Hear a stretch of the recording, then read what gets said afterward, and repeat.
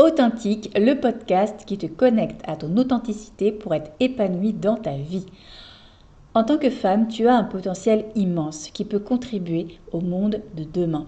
Malheureusement, la société te pousse à le cacher, à jouer des rôles et donc à mettre ton authenticité au placard. Bonne nouvelle, tu as le pouvoir de la libérer. Être authentique, ça s'apprend. Quand tu étais enfant, tu étais 100% authentique dans ta façon d'être et de faire. Puis, tu as grandi et ça a changé. Ton ego t'a créé une identité pour te protéger et t'aider à vivre en société, ce qui est bien en soi, mais cette identité, c'est pas vraiment toi. Je m'appelle Stéphanie et ma mission est de te guider pour te connecter à ton être, savoir qui tu es vraiment, ce qui t'anime, t'aider à le mettre en place, te sentir aligné et épanoui dans ta vie. Chaque lundi, je te partage mon expérience ainsi que des graines à semer pour que ton authenticité puisse émerger et prendre place dans ta vie pro et perso. À toi de les arroser. Hello, j'espère que tout va bien pour toi. Aujourd'hui, j'aborde mon sujet préféré, le Human Design, et notamment les deux émotions auxquelles il est important de prêter attention si tu souhaites être aligné à ce que tu fais et être épanoui dans ta vie. Que sont ces deux émotions phares? Quelles sont les deux émotions associées à ton type? Comment faire pour être aligné à ce qu'on fait? C'est ce qu'on va voir dans ce tout nouveau podcast. Les émotions phares dans le jargon du Human Design, ce sont ta caractéristique et ton non-soi. Ta caractéristique, c'est l'émotion agréable que tu ressens quand tu respectes ta stratégie. Ton non-soi, c'est l'émotion désagréable que tu ressens quand tu ne la respectes pas. Ta stratégie, c'est la meilleure manière pour toi d'attirer les bonnes personnes et opportunités à toi. Et pour savoir en quoi consiste ta stratégie, je t'invite à écouter le podcast à ce sujet. Pour chaque type, sont associées deux émotions. Si tu ne sais pas quel est ton type, je t'invite du coup à écouter le podcast à ce sujet. Je te mets les liens d'accès direct dans le descriptif de cet épisode. Du coup, je vais te partager les deux émotions associées à chaque type. Je vais commencer par les générateurs et manifesteurs-générateurs qui ont tous deux les mêmes émotions. Si tu es générateur, l'émotion qu'il est important que tu ressentes tout le temps, c'est la satisfaction. La satisfaction par rapport à ce que tu fais, car tu es avant tout conçu pour générer. Et concernant la satisfaction de qui tu es ou encore ta façon d'être, tu n'y portes pas vraiment d'intérêt. Ce qui est vraiment important pour toi, c'est être satisfaite dans ce que tu fais. Et c'est en faisant des choses qui t'apportent de la joie, un bien-être intérieur, que tu y arriveras. Plus tu vas respecter ta stratégie, donc attendre et répondre, plus tu vas être satisfaite. Si tu inities les choses ou si tu ne peux pas faire les choses comme tu veux, si tu réussis pas du premier coup, tu ressentiras l'émotion inverse, c'est-à-dire la frustration. C'est vraiment l'émotion à faire sortir de ta vie car ça t'agace, ça te donne envie de recommencer encore et encore pour réussir. Et ça peut te mener à des conflits par rapport à tes proches ou tes collègues, dans le sens où tant que tu n'as pas fini, rien d'autre ne compte à tes yeux. Ça peut également te conduire à résister, procrastiner quand on te propose quelque chose où tu sais pertinemment que tu n'en retireras aucune satisfaction. Concernant les manifesteurs, si tu es manifesteur comme moi, l'émotion qu'il est important que tu ressentes tout le temps, c'est la paix. Pour ça, tu as besoin de respecter ta vision, faire ce que tu veux, quand tu veux et à ta manière. Tu as besoin de ressentir la paix dans ce que tu fais, mais aussi dans ton corps et dans ta tête. Tu cherches à ressentir la sérénité dans toutes les sphères de ta vie. Et c'est pour ça que la vie m'a poussée à travailler sur mes croyances limitantes qui me prenaient la tête. C'est pour vraiment avoir un mental calme, un corps détendu et donc pouvoir agir en paix. Plus tu vas respecter ta stratégie, donc informée, plus tu vas être en paix car tu seras tranquille pour agir. Et quand tu ne peux pas agir, ou quand et comme tu veux, ça déclenche en toi l'émotion opposée, la colère.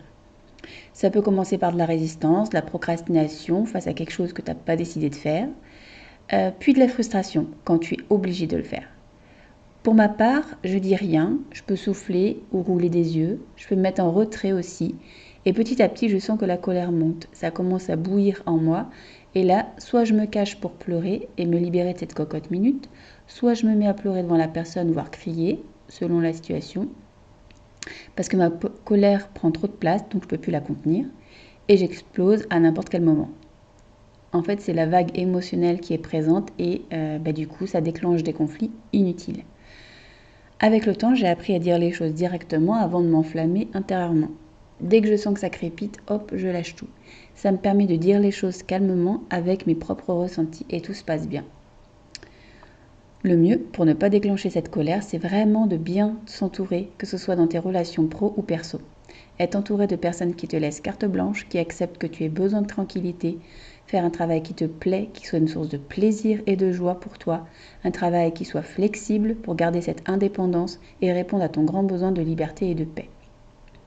C'est pourquoi vous accompagner à définir un métier qui vous corresponde vraiment m'anime, parce que j'ai tellement passé d'années à faire des boulots qui ne me correspondent pas, j'ai tellement pensé que c'était moi le problème alors que non, j'étais juste pas au bon endroit. Et aujourd'hui, être coach et pouvoir le faire de chez moi et en ligne, eh bien, ça me permet de me sentir sereine, à ma place, alignée à qui je suis et comment je fonctionne. Concernant les projecteurs, si tu es projecteur, l'émotion qu'il est important que tu ressentes tout le temps, c'est le succès. Le succès dans tout ce que tu fais, réussir, être reconnu, c'est vraiment essentiel pour toi. Et pour ressentir ce succès, eh bien, tu as besoin de mettre en place ta mission de guide, ressentir les besoins et envies de la personne et mettre de la lumière dessus, ou un coup de projecteur.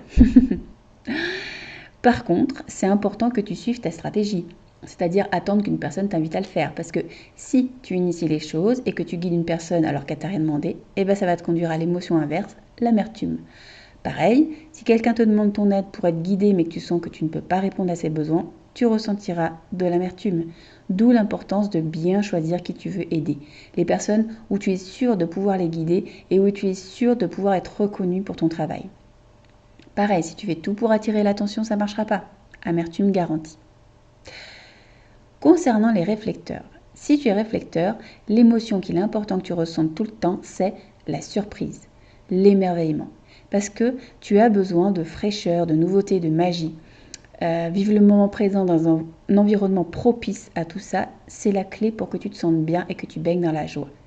D'où l'importance pour toi de faire un travail qui ne soit pas routinier, où c'est toujours la même chose, où tu te retrouves toujours avec les mêmes personnes, parce que tu vas ressentir de l'ennui et donc l'émotion opposée, la déception. Si tu ne suis pas ta stratégie, c'est-à-dire attendre un cycle lunaire pour prendre tes décisions, tu seras également déçu. L'impatience est ton ennemi, la patience ton allié. Si tu imites quelqu'un, que tu joues un rôle, eh bien tu ne seras pas dans l'authenticité, tu te sentiras invisible, exclu, et donc tu seras déçu. Être naturel est très important pour toi, ça te permet de t'épanouir, de rayonner, d'être vu. Et donc ça me mène à la troisième partie de cet épisode, comment faire pour être aligné à ce qu'on fait. Ah là là, l'alignement, être et faire, tout un sujet que je pourrais aborder dans un podcast d'ailleurs. En fait, ça peut paraître compliqué, surtout dans notre société qui prône la productivité et donc le faire. Faire ce qu'on nous demande comme des robots, ne plus avoir besoin de réfléchir tellement on les fait, devoir finir en temps et en heure, faire toujours plus pour prendre de l'avance dans son travail ou pour être bien vu et reconnu, pas mettre de limites et dire toujours oui et donc avoir toujours un million de choses à faire, pas prendre de pause car il n'y a pas le time, je fais tout et ensuite je verrai si j'ai le temps de me poser.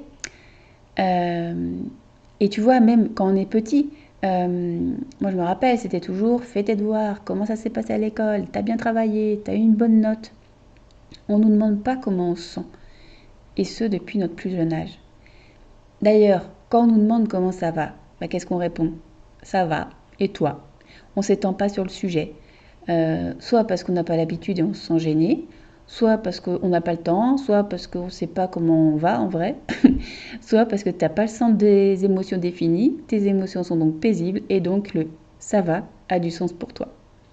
Donc quand on parle d'alignement, c'est pas simple en fait. Comment être aligné à ce que je fais? Tout d'abord, tu as besoin de savoir qui tu es, comment tu fonctionnes, pour pouvoir savoir si ce que tu fais est aligné à ton être. Et donc, je ne peux que te recommander de découvrir ton design. Sache que je peux te le révéler lors d'une séance guide essence. Tu trouveras le lien dans le descriptif de ce podcast. Et puis, une fois que tu sais qui tu es, tes valeurs, tes forces, tes talents, tes besoins, tu as juste à trouver un travail ou une activité qui te corresponde vraiment. Et s'il n'existe pas, crée-le. Connaître ton profil dans ton design, plus ta mission de vie, va vraiment te permettre de définir un métier aligné à ton être. Un métier qui répond à ce que ton âme est venue vivre et expérimenter dans cette vie-ci. Un métier où tu es sûr qu'il est fait pour toi. Un métier qui t'anime et qui est utile pour les autres. Et c'est ce que je te propose de vivre comme expérience au cours de mon programme Connaissance. Un programme qui te connecte à ton être pour créer un projet qui a du sens pour toi et pour le monde. Tu peux le découvrir via mon site. Tu peux également réserver un appel privé avec moi pour savoir si ce programme est vraiment fait pour toi. Je te mets tous les liens dont tu as besoin dans le descriptif de ce podcast. Ce podcast arrive à sa fin. En espérant que le sujet d'aujourd'hui t'aura été utile, je t'envoie plein d'amour et je te retrouve lundi dans un tout nouveau podcast.